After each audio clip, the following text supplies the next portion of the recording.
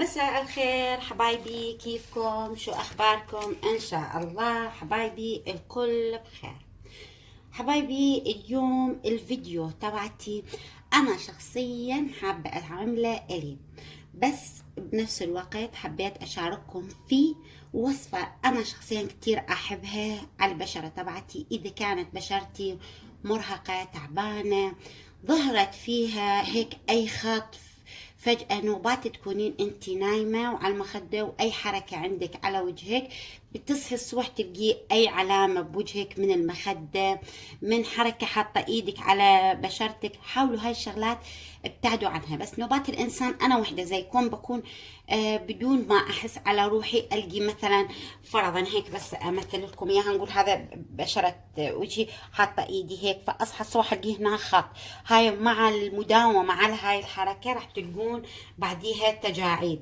لا تحاولي دائما نامي على مخدة مريحة مو قوية كلش، من تنامين تسوي لك حركات على وجهك، وهاي الحركات مع شلون نقول مداومة تصير تبلش تصير مثل الخطوط. الوصفة اليوم كتير حلوة، بحالة عندك تجاعيد، بحالة عندك تصبغات، بحالة عندك كلف. آه كتير حلوة كمان لشد البشرة، لتبييض البشرة. صراحة الرز، أنا هون اليوم الرز هو شو نقول، آه هو اللي بالوصفة. الرز أنا كتير أحبه للبشرة، وصراحة يعني اللي شدني على الرز دائما وانا كنت بالمانيا بشوف في كان هيك يعني محل بشتري من عنده شغلات ياباني هو زين. هذا صدقوني يمكن أنا المرة اللي تشتغل فيه أعرفها يمكن من 20 سنة، يعني من قبل ما أولد يوسف أنا كنت أروح عندهم أشتري من عندهم أسماك. فوالله جبت يوسف وكبر يوسف ولحد ما صار رجال، يعني عمره 19 سنة. قبل فترة بهاي روحتي مريت عليهم بطلع عليها، شكلها أبدا ما تغير، يعني ما في ولا أي تغيير. مع إنه لو أجي أحسبها أنا من ذاك الوقت شايفتها يمكن عمرها بال30 35 سنة. طيب 20 سنة أنت قدامك ما أي اختلاف بوجهها، وجهها هي واللي معاها صراحة أبدا ما تغيروا. وحتى زوجها وجههم لامع، هيك تحسوه مثل القزاز، ما في صافي. طيب هذول اليابانيين انا بس جبت لكم يعني انسان اللي انا عارفه. اكثر اشي يعتمدوا على الرز، يعتمدوا بالرز بالاكل تبعتهم على فكره، ومع انهم هم اضعاف يعني كتير نحيفين، بس هم ياكلوا الرز يعني بوجباتهم اليوميه. بس طريقه طبخهم للرز غير عن طريقه طبخنا. هم بس يغلوه بالمي، زين، ما بيحطوا له زيت، هيك ياكلوه بس غلي بالمي. يعني انا حتى طبيت نشرت فيديو، يمكن دخلت انا بمطعم ياباني وكان وانا بالمانيا ونشرت هذا الفيديو، يمكن جاكم هيك بلقطات.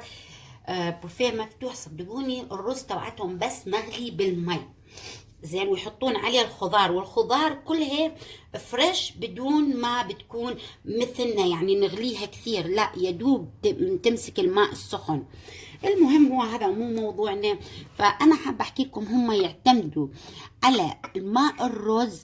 طيب للشعر للبشرة، الرز هو نفسه يستعملوه للبشرة للشعر، كتير يستعملوه بوصفاتهم بالكريمات.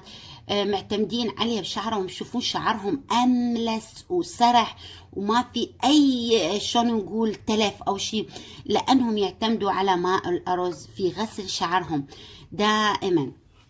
اليوم الوصفة تبعتي أنا استعملت الرز زي ما قلت لكم، وراح استعمل البقدونس كمان هيك قليل، وغسلوه ونظفوه واخذوا قليل من البقدونس. بحالة ما عندك بقدونس تقدرين تستعملين الخيار كمان، بحالة ما عندك الخيار ولا البقدونس تقدرين تستعملين الشاي الأخضر، وبنفس الوقت تقدرين تستعملين الشاي الأخضر والبقدونس مع بعض. بس أنا هون حبيت أزيد إشي على الوصفة تبعتي، وهذا الشي غير إجباري، بس أنا صراحة أحبها هاي الوصفة شخصيا لأني تعطيني نتيجة 100% مع الاستعمال اليومي لمدة نقول 5 أيام، وبعدين كرريها كمان، وإذا عجبتك استمري عليها راح تاخذي الأفضل النتائج. طيب هون أنا شو سويت؟ أخذت وبقيت لكم إياها كمان، هي أخذت نصف حبة ليمون وعصرتها هون، عصرتها نصف حبة الليمون هون. شو خليت معاها؟ خليت معاها ملعقة وسط من اللبان الذكر. من اقول وسط عشان اورجيكم مو تاخذيها غير، هو ما راح ياثر اذا اخذتي كميه كبيره. انا من اقول وسط يعني هيك، طلعوا هيك يعني بتكون ممسوحه مسح، ممسوحه مسح، مو هيك، لا يعني هيك. طلعوا هاي ملعقة وسط من لبان الذكر، وإذا زادت الكمية لا تخافوا ما راح يأثر. ملعقة وسط من لبان الذكر مع الليمون، اخلطته هون مع بعض من امبارح، يعني خليته ينقع لبان الذكر مع الليمون ليلة كاملة. طلعوا شكله شلون طلع مثل الحليب، ليلة كاملة سبته منقوع وخليته بالثلاجة. طبعا نفس الطريقة سووها وخلوها لعن بكرة أو بعده، راح يكون نازل فيديو كمان راح نسوي منه كريم. طبعا حبايبي الخوات اللي عندها كتير تصبغات ببشرتها، كثير تصبغات ببشرتها، تقدروا هو هيك، طلعوا كيف أنا سويته، هو هيك تزيد معاه، يعني شوفوا هو قديش، نصف ليمونة مع ملعقة مسح من لبان الذكر. ضيفي معاه كمان نقول نفس الكمية، شوف الكمية اللي حاطيها انت قديش تطلع عندك نصف الليمونة، نفس الكمية ضيفي ماء ورد، نفس الكمية ضيفي ماء ورد. وشو كيف راح تستعمليها بالقطنة واستعمليها على بشرتك تشد جميع الترهلات، وبنفس الوقت حبايبي بتزيل الكلف. من اقول الزيل انا دايما بذكركم الزيل الكلف، قصدي بتساعد على تخفيفها مرة على مرة. طبعا هاي الوصفة هي هيك لحالها تعتبر كولاجين طبيعي 100% للبشرة. زين، هاي بالنسبة كيف سوينا الماء تبع اللبان الذكر مع الليمون. زين، وتقدرين تستعمليه تحطين معاه ماء ورد وتستعمليه لبشرتك. طيب انا هون هسه شو راح اسوي؟ راح اخذ زي ما انتم شايفين، راح نسوي هيك،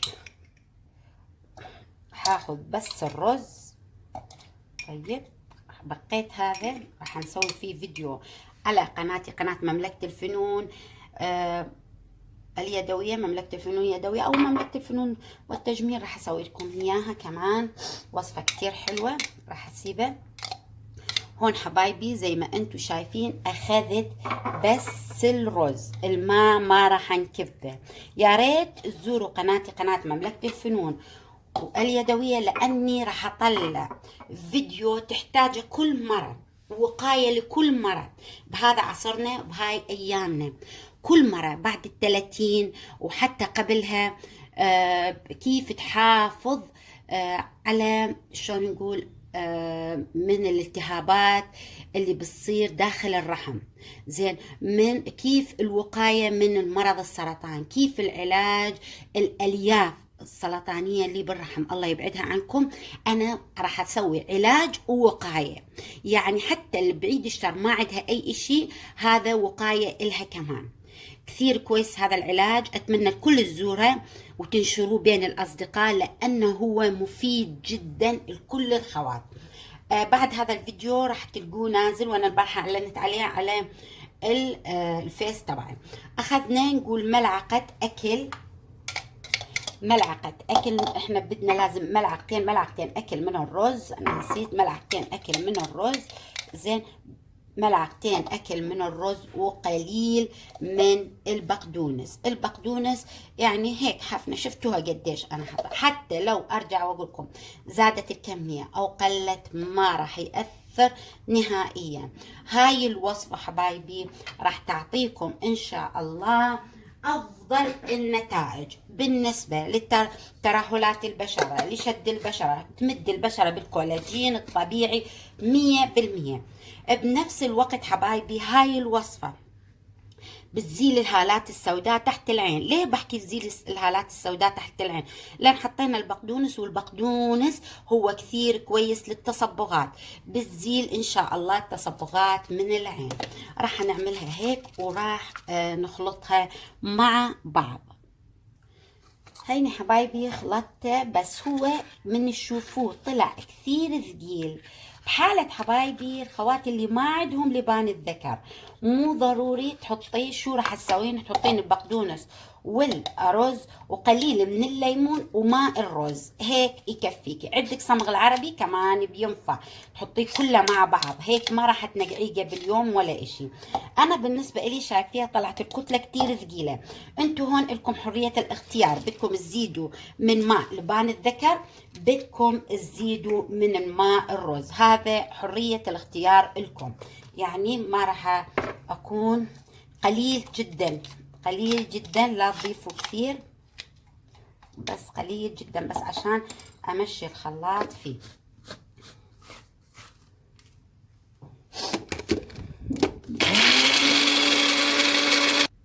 وهيني رجعت لكم حبايبي زي ما انتم شايفين انا خلطته كله مع بعض وراح اسوي فيه الوصفه زي ما انتم شايفين. اطلعوا كيف صار.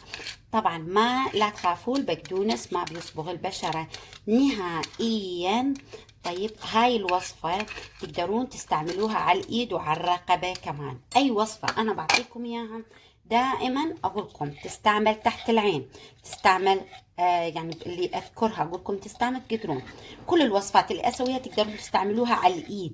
بالنسبة تحت العين بس من اذكركم هذا هيك تقدرون تستعملوها تحت العين، توخر تصبغات تحت العين، وبنفس الوقت بتشيل الهالات السوداء. هيك حبايبي زي ما انتم شايفين. انا راح احاول زي ما انتم شايفين. هاي هي الوصفة اليوم. شو راح نسوي هسه؟ راح نضيف من بحالة ما عندكم حبايبي، مو اجباري. هسه راح نضيف ملعقة اكل من هذا تبعت الليمون، ملعقة اكل من الليمون ولبان الذكر، ملعقة أكل من الليمون ولبان الذكر. وإذا زادت الكمية ما راح تأثر.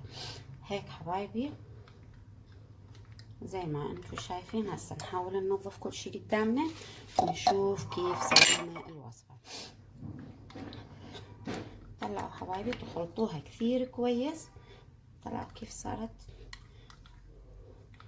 خلطوها كثير منيح هيك. طبعا هاي الوصفة تظل لمدة 5 أيام. ممكن تعيدين الوصفة لو عجبتك. عشان تاخذين افضل النتائج لازم تستمرين عليها.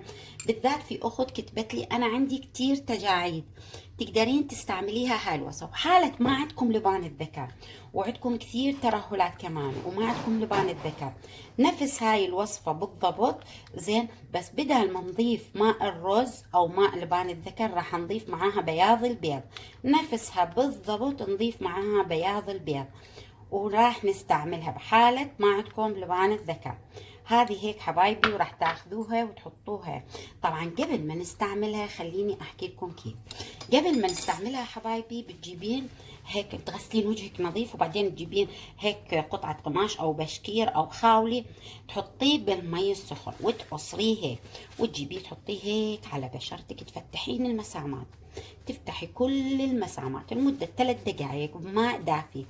بعديها هيك تجيبين تاخذين هيك وتحطيها على اول اشي، اول طبقة. دايما انا اقول لكم حاولوا فركوها هيك على بشرتكم عشان تتغلغل داخل البشرة.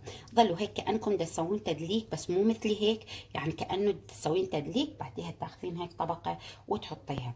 بالنسبة للمدة اللي تظل على البشرة بتظل لحد ما تنشف. بس تنشف تغسلين وجهك. تغسلين وجهك عندك هون تاخذين الماء الأرز طيب وتحطيه على بشرتك بالكامل. هيك حبايبي راح شو نقول ماء الرز هيك وبالقطنة بعد ما غسلتي وجهك بماء الأرز. وماء الأرز إلك حرية الاختيار، تقدرين تحطين معاه فيتامين إي، تقدرين تحطين معاه زيت جنين القمح وهيك وتسويه على كل البشرة. هيك حبايبي أنا اليوم خلصت الفيديو، أتمنى أنه ينال رضا الجميع، وأتمنى منكم حبايبي أنكم تعملوا لي لايك وشير واشتراك، ودائما تفعلوا الجرس، ودائما تزوروا قناتي قناة مملكة الفنون اليدوية. والسلام عليكم ورحمة الله وبركاته.